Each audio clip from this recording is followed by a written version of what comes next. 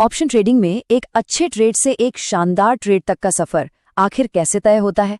आज हम उन्हीं सीक्रेट्स को अनलॉक करने वाले हैं जो एक आम ट्रेडर को प्रो लेवल ऑपरेटर से अलग करते हैं। तो तैयार हो जाइए अपने ट्रेडिंग गेम को एक लेवल ऊपर ले जाने के लिए।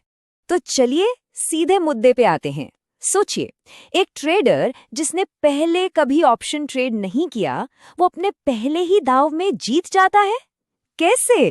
क्या ये सिर्फ किस्मत थी या इसके पीछे कोई सोची समझी चाल थी? चलिए इस कहानी से पर्दा उठाते हैं।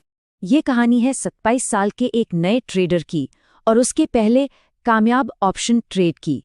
ये एक क्लासिक केस स्टडी है जो हमें ये सिखाएगी कि कैसे कभी-कभी एक सीधा साधा आइडिया भी पैसा बना सकता है। तो सीन क्या था? स्टॉक था CEAT इंडिया और कीमत चल रही थी करीब 1260 रुपए। चार्ट पर देखे तो एक जबरदस्त अपट्रेंड, मतलब स्टॉक बस ऊपर ही ऊपर जा रहा था। लेकिन इस ट्रेडर का नजरिया बिल्कुल उल्टा था। उसे लगा कि भाई ये रैली अब थक चुकी है, मोमेंटम खत्म हो गया है और यहां से एक यू टर्न आ सकता है। इसे कहते हैं कॉन्ट्रेरियन व्यू, यानी मार्केट की भीड़ से अलग सोचना। तो उसने किया क्या? उसने 1220 की स्ट्राइक का एक पुट ऑप्शन खरीद लिया। अब ये आउट ऑफ द मनी था, यानी करंट प्राइस से नीचे का स्ट्राइक। इसके लिए उसने प्रीमियम दिया 45 रुपए 75 पैसे। आसान शब्दों में कहें तो उसने इस बात पर पैसा लगाया कि C8 का स्टॉक, और रिजल्ट जैकपॉट। ठीक अगले ही दिन स्टॉक नीचे गिरा और ट्रेड सीधा प्रॉफिट में। एक नए ट्रेडर के लिए इससे बड़ी बात और क्या हो सकती है? सही अनुमान और तुरंत फायदा। लेकिन रुकिए, कहानी यहां खत्म नहीं होती। यहां एक बहुत बड़ा सवाल उठता है, क्या ये एक इम्परफेक्ट ट्रेड था? हाँ, पैसा तो बना, पर क्या ये एक प्रो लेवल मूव था या बस एक लकी शॉट? जानते हैं, असली खेल यहीं से शुरू होता है। अब समझते हैं कि एक प्रोफेशनल ट्रेडर ऐसी सिचुएशन में कैसे सोचता है। देखिए, प्रो ट्रेडर्स सिर्फ ये अंदाजा नहीं लगाते कि मार्केट ऊपर जाएगा या नीचे, नहीं, उनके पास होते हैं कुछ शार्प टूल्स जिनसे वो अपने रिस्क को मैनेज करते हैं और सबसे जरूरी, एंट्री करने का सही वक्त पकड़ते हैं। ये सिर्फ दिशा का खेल नहीं है, ये प्रोबेबिलिटी और सही कीमत का खेल है। एक प्रो ट्रेडर हमेशा एक सवाल जरूर पूछता है, जिस वक्त मैंने ये ऑप्शन खरीदा, क्या वो सस्ता था या महंगा? और ये सस्ता महंगा उसकी अपनी ऐतिहासिक वॉलेटिलिटी के हिसाब से देखा जाता है। ये गेम चेंजिंग सवाल है। यही वो सवाल है जो एक तुक्के को एक सोची समझी स्ट्रैटेजी बना देता है। तो ये प्रो पता कैसे लगाते हैं? उनके पास एक बहुत शक्तिशाली हथियार होता है जिसे कहते हैं वॉलेटिलिटी कोन। ये एक ऐसा टूल है जो ट्रेड में घुसने का परफेक्ट टाइम बताता है। चलिए देखते हैं ये काम कैसे करता है। अच्छा, तो ये वॉलेटिलिटी कोन आखिर है क्या चीज? बहुत सिंपल है। ये एक टूल है जो ऑप्शन की करंट इम्प्लाइड वॉलेटिलिटी यानी IV को उसकी पिछली रियलाइज्ड वॉलेटिलिटी से कंपेयर करता है। मतलब आने वाले उतार चढ़ाव की उम्मीद को अतीत में हुए असली उतार चढ़ाव से तौलना। बिल्कुल साफ शब्दों में कहें तो ये बस इतना बताता है कि ऑप्शन आज अपनी हिस्ट्री के हिसाब से महंगा है या सस्ता।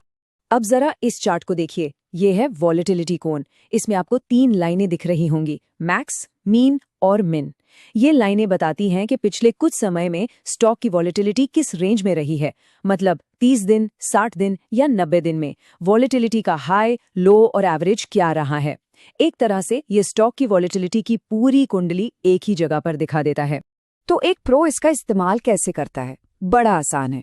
वो स्टॉक की करंट IV को इस चार्ट पर एक डॉट की तरह डालता है।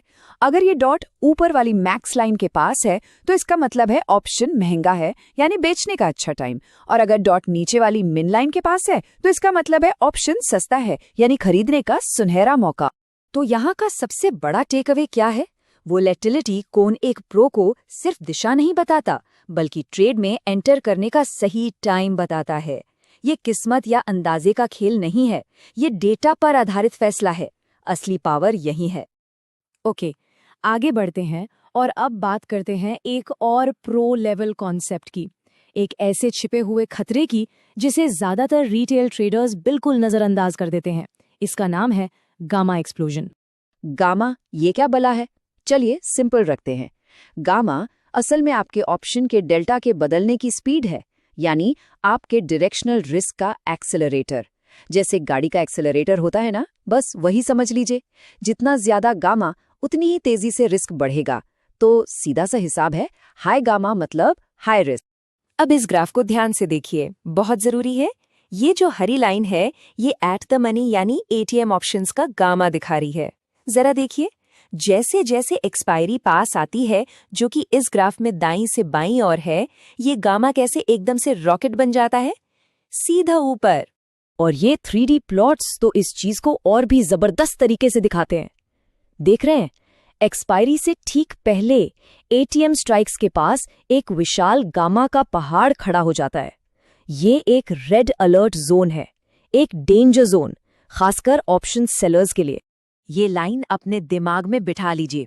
एक्सपायरी के पास एटीएम ऑप्शंस का गामा रॉकेट बन जाता है। ये है सबसे बड़ा रिस्क।